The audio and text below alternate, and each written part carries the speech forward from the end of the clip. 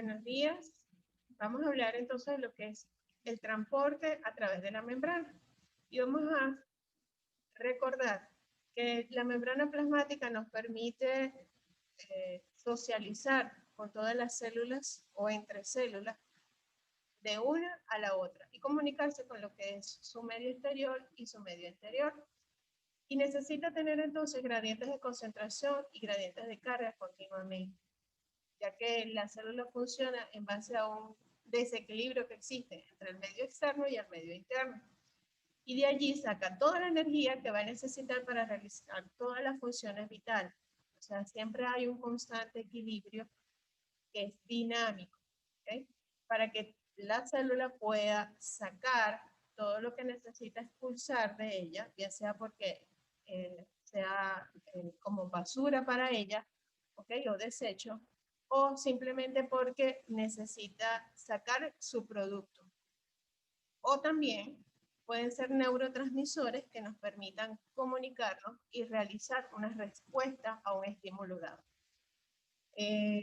Vamos entonces a recordar que la membrana debe permitir entonces la entrada de nutrientes a las células y la salida de productos, que era lo que les estaba hablando anteriormente, todo lo que son los desechos. Y puede también entonces transmitir de una célula a otra a través de señales, ¿ok? Y recuerden que como lo vieron en la clase de membranas, nuestra membrana externa, esa membrana que cubre a la célula, tiene ciertas estructuras que me permiten comunicarme unas con otras, ¿okay? Y eso lo hace precisamente a través de neurotransmisores también.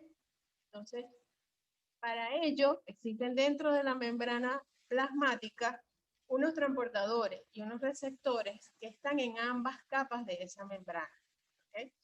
Esta membrana es permeable a moléculas hidrofóbicas como son los lípidos y moléculas pequeñas como son los gases. También es parcialmente soluble o permeable a moléculas del agua, a moléculas como el agua. La membrana será entonces impermeable a moléculas hidrofílicas o a moléculas grandes como son los carbohidratos, ¿okay? La glucosa, los aminoácidos o proteínas o los mismos ácidos nucleicos. Existen entonces diferentes tipos de movimientos o diferentes tipos de transporte que dependiendo hacia qué lado o en qué dirección vayan, pues vamos a categorizarlos. Tenemos entonces que tenemos un transporte que es el transporte uniporte, es decir, hablamos de un transporte uniporte cuando van en una misma dirección, es una molécula que va a pasar, un solo tipo de molécula, ¿ok? Un transporte que va a permitir el paso de una sola molécula. Y hablamos de cotransporte cuando son dos moléculas que van a pasar simultáneamente utilizando un transportador. Y decimos entonces que este cotransporte es importe si ambas sustancias se transportan en una misma dirección, o si será antiporte si una sustancia va en dirección opuesta a la otra, utilizando siempre entonces lo que es la energía de una para poder pasar a la otra. ¿Okay? Hablamos de lo que es transporte pasivo y transporte activo. El transporte pasivo es aquel que se realiza a favor de un gradiente de concentración. Utilizamos un potencial electroquímico, ¿okay? Y no necesita de un aporte de energía externa, es decir, no va a necesitar del uso del ATP. Para ello, entonces, hablamos de que tenemos una difusión facilitada. ¿Okay? Cuando hablamos de difusión facilitada, es porque es un movimiento pasivo y que se genera por un gradiente electroquímico existente. Y es precisamente un transportador el que facilita este paso. ¿Okay? Recuerden que tenemos dentro de la bicapa lipídica, ¿okay?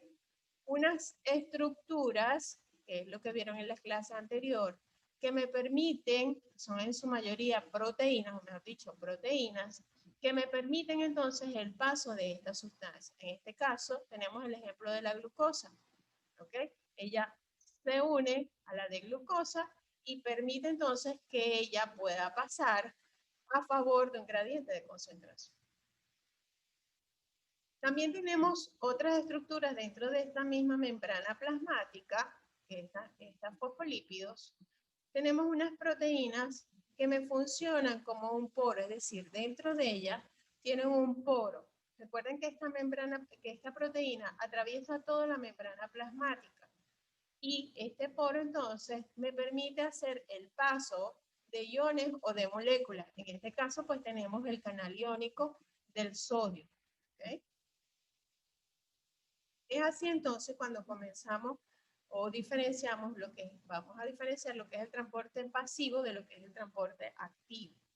Cuando hablamos entonces de un transporte activo, es aquel transporte que va en contra de un gradiente electroquímico, ¿okay? Y por lo tanto va a necesitar energía. Esta energía viene entonces de la hidrólisis del ATP. Gracias a este tipo de transporte, entonces vamos a observar o vamos a tener concentraciones extra e intracelulares de iones diferentes. Tenemos entonces que este transporte activo, como lo dije anteriormente, va en contra de un gradiente de concentración o de un potencial electroquímico y va a necesitar energía. Ahora, esta energía puede ser por la energía de ATP, que es el caso del transporte activo primario, o por otro tipo de energía, como lo vamos a ver en el transporte activo secundario. En el caso del transporte activo primario, tenemos básicamente dos bombas, lo que es la bomba sodio-potasio. Esta bomba sodio-potasio va a permitir, vamos a explicar más adelante con más calma lo que es la bomba sodio-potasio, pero ella básicamente lo que va a permitir es que salgan 3 moléculas de sodio y entren a la célula 2 moléculas de potasio. Y también tenemos esta que está aquí al lado, que es la bomba de calcio. Esta bomba, o a través de esta bomba, el corazón, una vez que se contrae, pues puede sacar de la misma o de la misma célula miocárdica los iones de calcio. ¿Okay? Entonces, para esto nosotros vamos a necesitar el ATP como energía. Sodium inside the cell binds to the protein. The addition of a phosphate group from ATP changes the shape of the protein, and the sodium is expelled.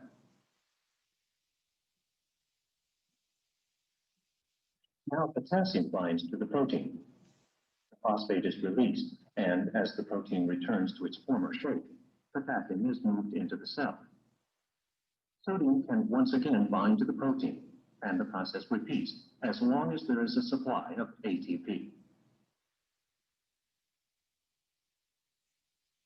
En este video, nosotros pudimos observar cómo el sodio se iba a colocar en sus sitios activos. Y una vez que estos fueran ocupados por las moléculas de sodio, pues entonces se iba a fosforilar la cara citoplasmática de esta bomba que estaría acá, ¿ok?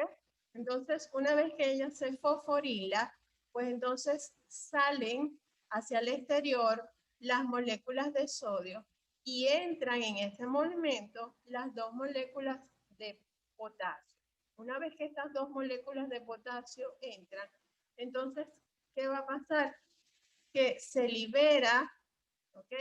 Se desfosforila este transportador o esta bomba y permite la liberación de las moléculas de potasio hacia el interior, entonces, de la célula, como lo vimos en el video. Para entonces hablar ahora de lo que es el transporte activo secundario o cotransporte acoplado, ¿ok? Como lo explicamos en una de las primeras láminas, hablamos de que existe existe un transportador y cuando 2 moléculas quieren pasar a ese transportador, pues lo pueden hacer viendo ambas hacia una misma dirección o yendo ambas en direcciones opuestas. ¿Ok? Entonces, si tenemos en el caso del intercambiador sodio-calcio, en este tipo de